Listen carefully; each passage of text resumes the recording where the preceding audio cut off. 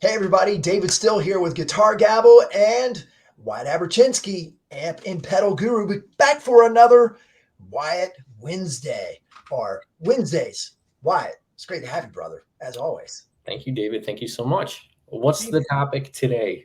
so oh, need I say any more? Oh, oh, there it is. Get a There it close is. up.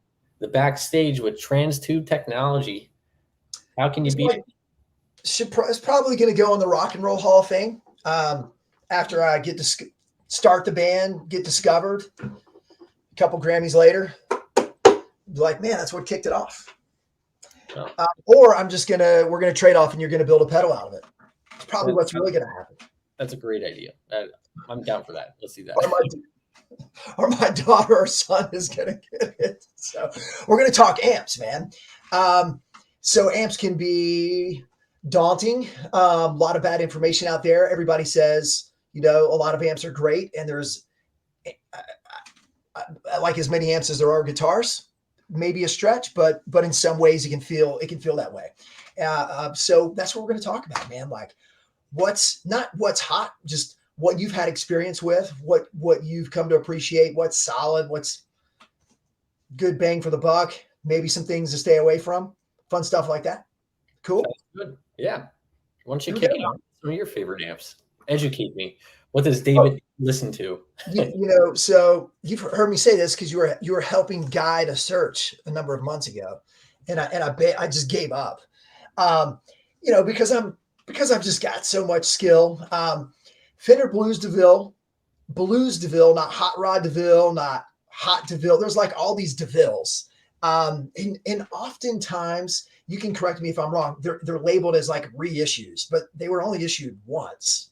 The Fender Blues DeVille in the early 90s, I think like 91, 92, 93. One of my favorite artists, Tony Joe White, that's what he played later in his career, essentially the second half of his career, approximately.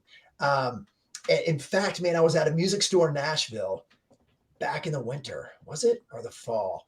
And the dude I was talking to that managed the store used to manage another store in Bellevue, which is on the west side of Nashville. And Tony Joe lived out in that direction.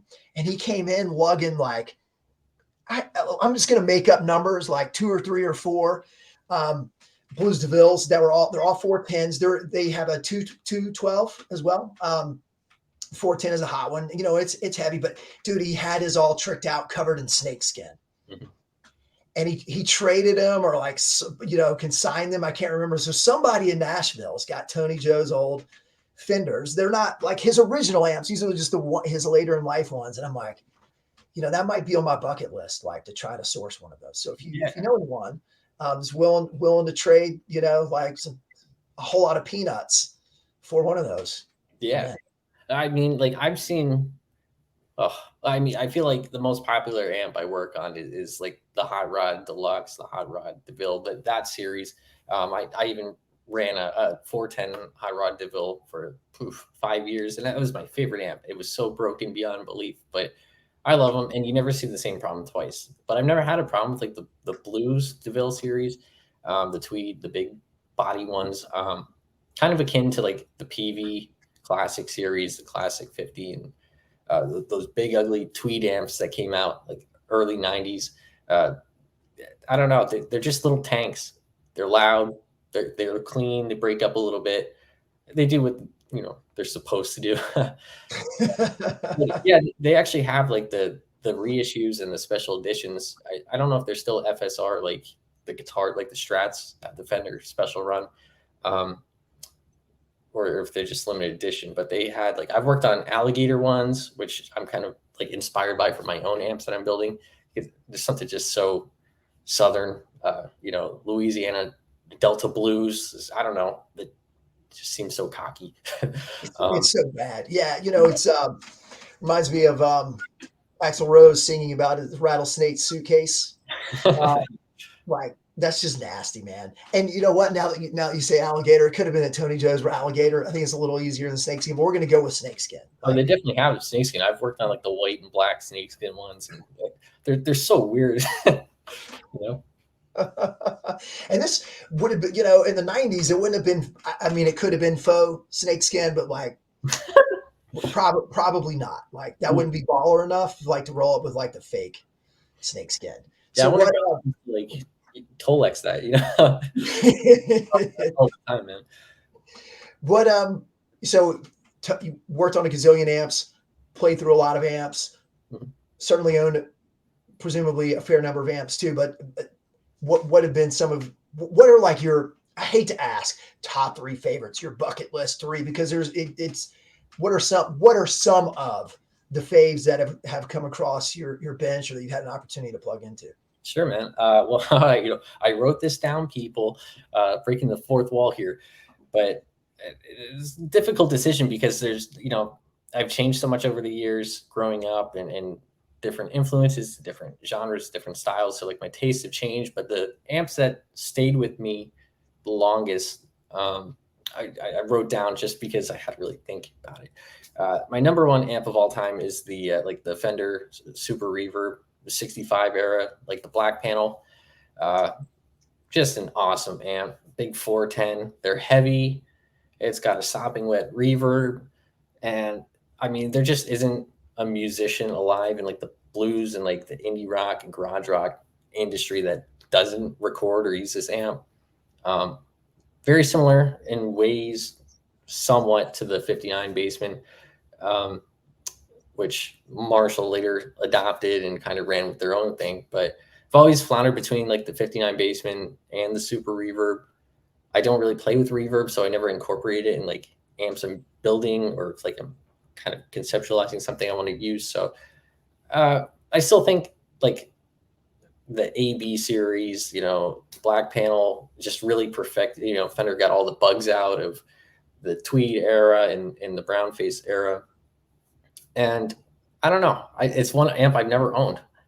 Um, Played through the real things, the black panel, silver panel, uh, reissues. Even I've serviced multiple of them. I begged people like, please, like I'll trade you anything for these amps, but never have committed to buying one. Yet I still play a Kemper and doodle around with my PRS amp. Just never committed to the Super Reverb. A little too loud, a little too big for my liking. But man, if I was a gigging musician, it's the one to have. When you play through it, do you have to really crank it, or not really crank it, but crank it enough to where you're just going to blast yourself out I, of your house? I don't think they jump volume as bad as maybe like the High Rod series and later Fender reissues. Um, Certainly is like dependent on the taper of like the volume pot. But uh, yeah, I find like you can play a super like a deluxe. You're just not going to get, that earlier breakup and warmer tone because, 20 watt versus like a 40 watt and so on. Definitely have a little bit more headroom and power in it. But I never find them to be like as loud and as cliche as people make them out to be. They're very tame animals, and you can always use like a universal audio, like the aux box, the attenuator, kind of like a cab soak. So I like that thing, and boy, oh boy, I'll take a Super Reverb any day.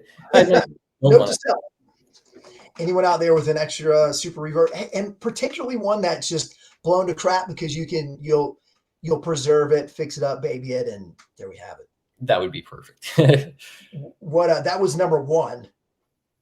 You came out with that pretty quick. 2 or 3, or just leave it at 1? 2 is the orange Rockerverb MKIII, the head unit. I just such an orange fanboy, have been since day one. Love the brand, love the story, love the color. Basically 2 guys. One guy started building them, sold them to another guy, split off due to local politics in the UK. So one guy was selling Mad Amp, one guy was selling Orange, but they're the same product basically. Not until way later when like the color series came out, like the greens, which green amps, if anybody has one of those, you know where to find me. But Orange, for some reason, there's the graphics, you have the different like iconography rather than just a boring label. It's very like it's hieroglyphic You know, you can see the treble clef or the bass clef or the speaker for your volume. And I just always thought that was like a cool little twist of things. But what really gets me is like when in the 90s they kind of reissued things and they got a little bit more distorted. Like you see them more in the grunge era because they were super cheap. Number one, nobody wanted them, and two, they went from being like really notorious for being like a loud and clean, overdriven type of tone in like the 70s to more of like a fuzzier, warmer boutique tone. And I just think of like Smashing Pumpkins right off the top of my head. You know, some of just like that early grungy shoegaze, fuzzy warm vibe. Uh, it's just not something you really hear nowadays. I don't think builders are intentionally trying to like distort. They either want to do like high gain amplification, multiple gain stages, and have high gain distortion, or they want to have crystal clean, pure, or Dumble-esque, you know, tone stacks and whatnot. So I think that unless you're talking about like the doom and stoner, you know, I mean, they're not that I belong to that genre, but I really love their ethos and like, you know, the Mad Amp greens and um, uh, Deftones, Stephen Carpenter using like the green amp for a little while with the 7 string and 8 string. And oh, so good. Anyways, the Mark III is a higher gain version of the Rockerverb series. And I believe what they added onto this one was like a built-in attenuator and just made some modifications. So, you know, it's a high gain head that you can play literally at bedroom volume with the full blown distortion. Nice. Yeah. You know, be it what you may, a lot of people don't like the sound of attenuation. It's something that I'm exploring myself, and I want to kind of incorporate that into my amplifiers. Um, like Morgan amps, he does it, and I just think it's useful for practical guitarists. Being somebody who's locked in my bedroom and getting yelled at for playing too loud in my tiny apartment, I think it's essential. That way we can play the amps we enjoy and love and spend all this money on, rather than being relegated to just, you know, like a Scarlett or an Axe FX or just a tiny like interface or digital modeling. Cause you know, I'm big into the modeling stuff too, for the sole fact that I can't play with my amps in the apartment. So, but there's no replacement for the real thing. I'll say it over and over. So the Rockerverb Mark II or III, well, both the 2 and 3, hold a special place in my heart. I've only got to service them, never owned one. Got them. I had a Rockerverb Mark I bought for my birthday a few years ago as a little gift to myself. And one of the owners from Las Vegas, it was on Reverb, didn't disclose. It was totally beat. Got it home. The filter caps were like blown apart like confetti. And it was just disgusting and a mess. And I was so heartbroken. And so I never bought another orange again, but I will strike one day. There you go. Sweet. What else on the list? So the last one is pretty easy. The Roland Jazz Chorus, and I like the 120. I believe it's a 212. You can correct me if I'm wrong there. 210 or 212. I think it's a 212. It's a big boy. Let's go with that. Oh, such a great amp. So clean, so pristine.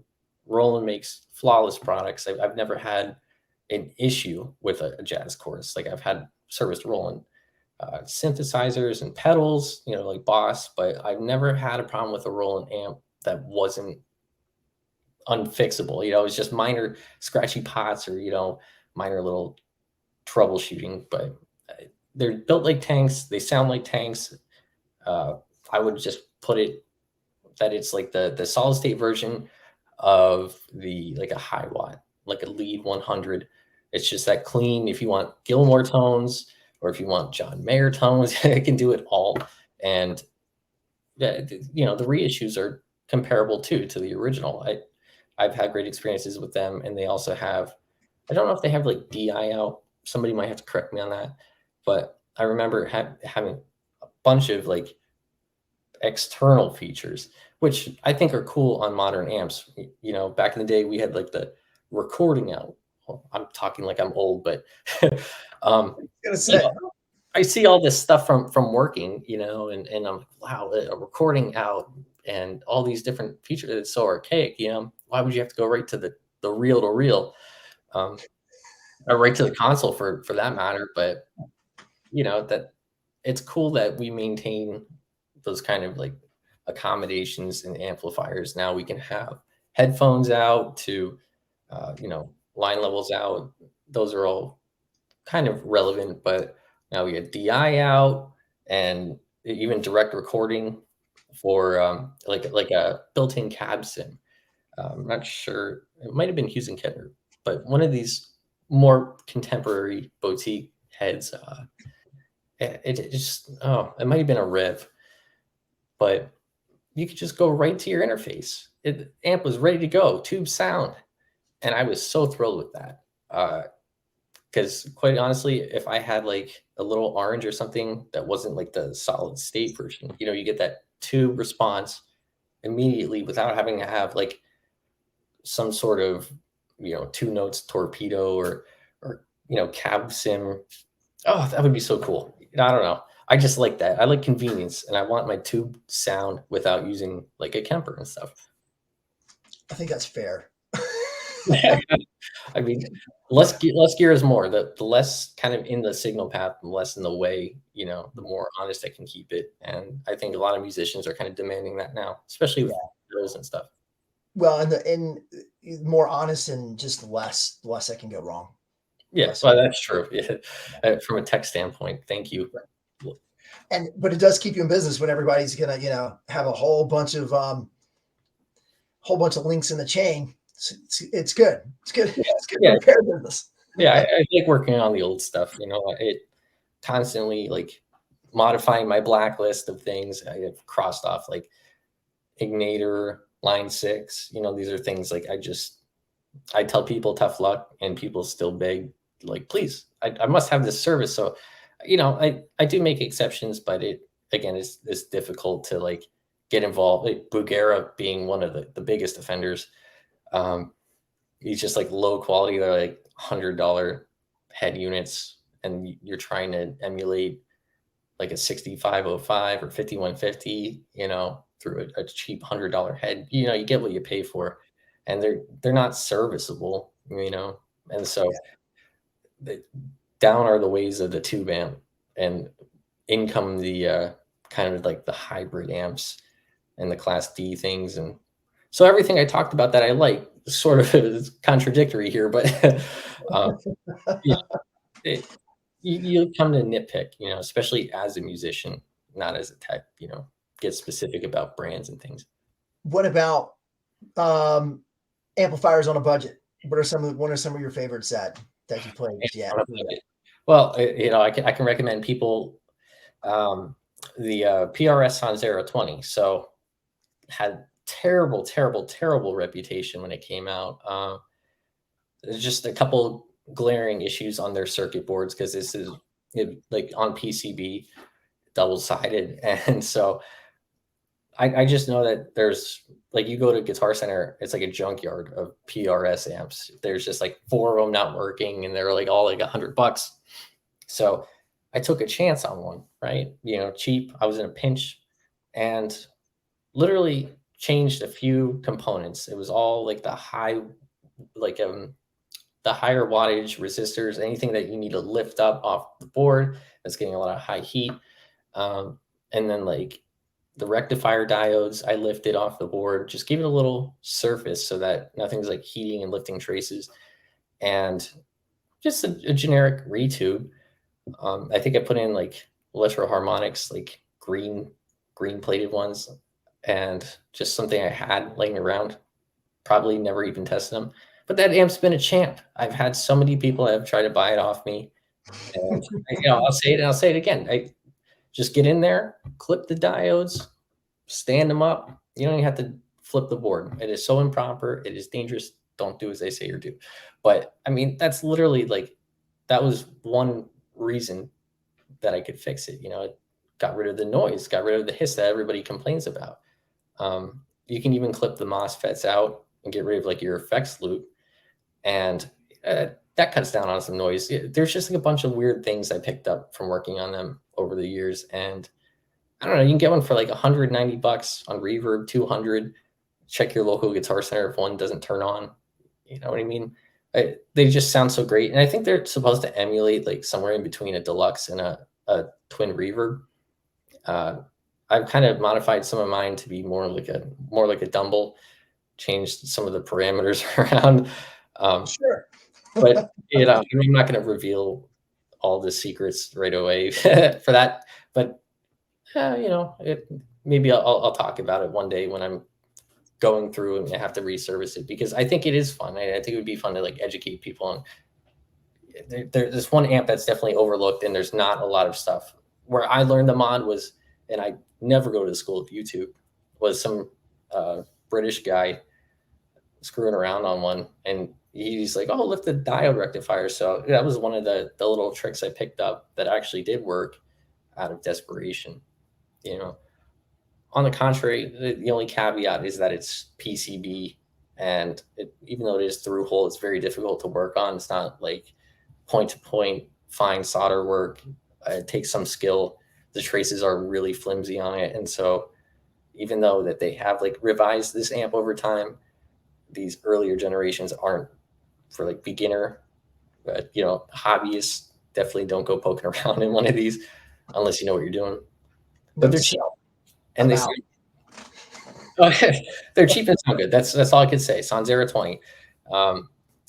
My next recommendation is the Peavey Classic 20, which it precedes the Classic 30, more akin to the reminds me of like the Crate V30 and the kind of like a deluxe reverb in a way, but more like a tweed. And so I first was exposed to one of these when one of my clients, who was a harp player, was running like his green bullet, like a Shure green bullet, and playing through it, and he's like, it's distorting, it's crackling up. So took it all apart, recapped it, dropped in new tubes, everything came out perfect. Just, you know, a little deoxit, but I'm telling you, 20 watts. I'm not a big fan of EL84s at all. I just don't think they sound good, and I'm looking at breaking the fourth wall. I don't like Vox. I don't care. I don't care if that shoots me in the foot. I don't like Vox. I don't think AC30s sound good at all. You know, AC15, yes. AC50, amazing. One of my favorite amps. AC30s, ugh. And so I know it's going to be a divisive comment, but something about the Peavey Classic 20 does like that Vox sound right. And somewhere in between, like the Tweed, the early Fender Tweeds, the 50s, and an AC30 early, just like, I don't know, 70s-ish. And to me, it distorts really quick, especially with the EL84s. So it runs really hot, and it has just this smoke and lead tone.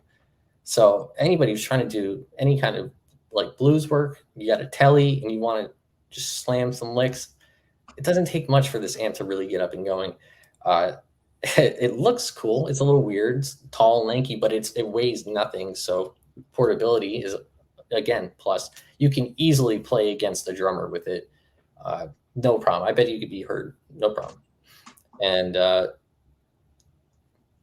don't know. That's it for the Peavey Classic 20. It's just great.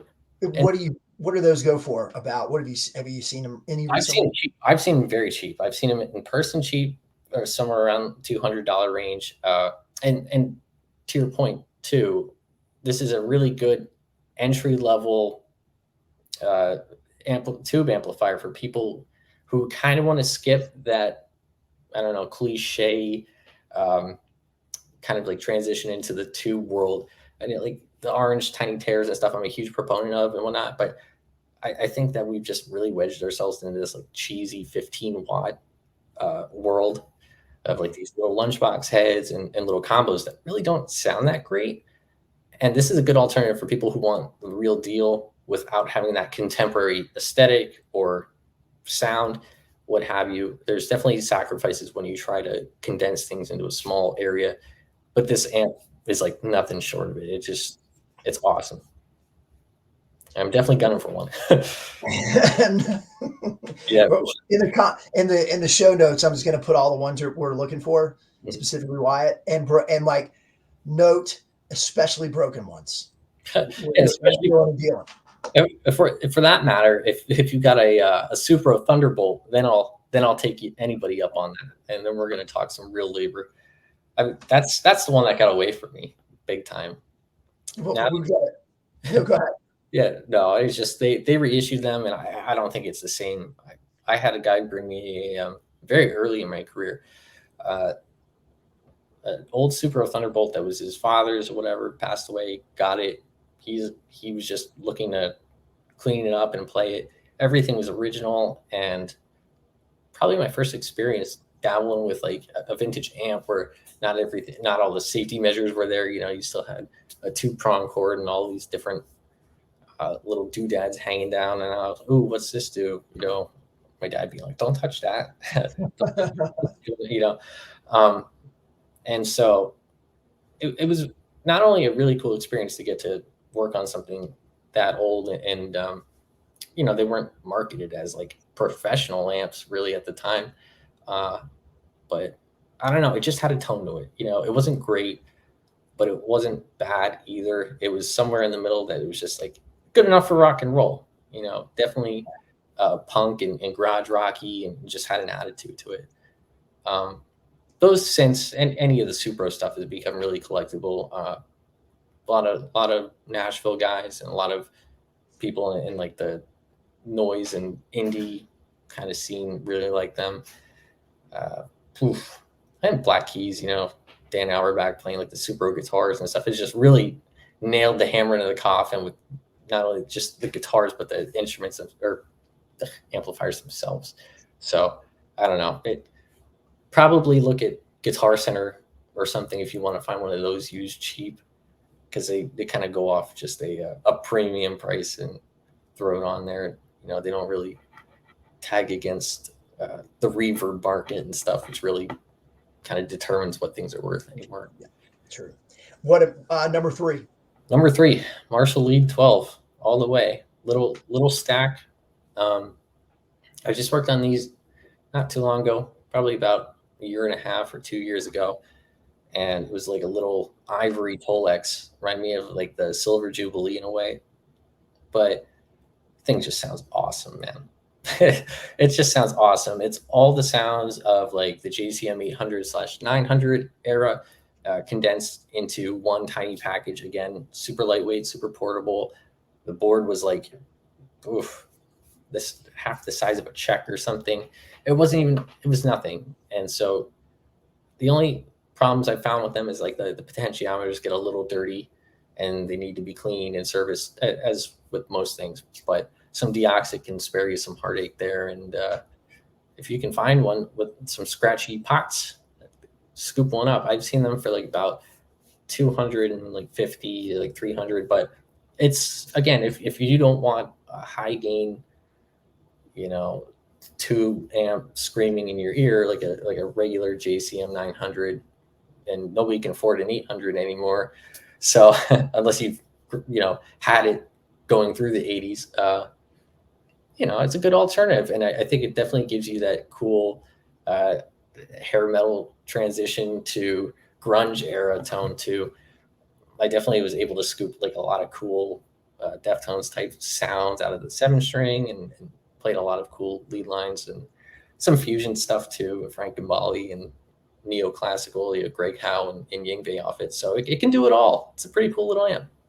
It's pretty sweet, man. All right, so we're not gonna throw anyone under the bus today. We're gonna leave it at that. And to be continued for the next Wyatt Wednesday or Wednesdays, whatever it is. This is great, man. This is super helpful. So thanks for everybody for watching. And if you've got any questions, throw them in the comment section. So this is exactly how this is going to work, right, Wyatt? So I'm going to monitor the comment section, then I'm going to shoot you an email like, hey, man, can you check that one out? So if you got any questions for Wyatt, or maybe something that's like, hey, you want an amp that you want to check out, you don't know much about it, or you can't find out much about it, maybe Wyatt can offer some advice. So that would be cool if we have some folks to do that. You bet. Sweet. All right, man. We'll see you next week, brother. See you next week. Appreciate it. See you, everybody.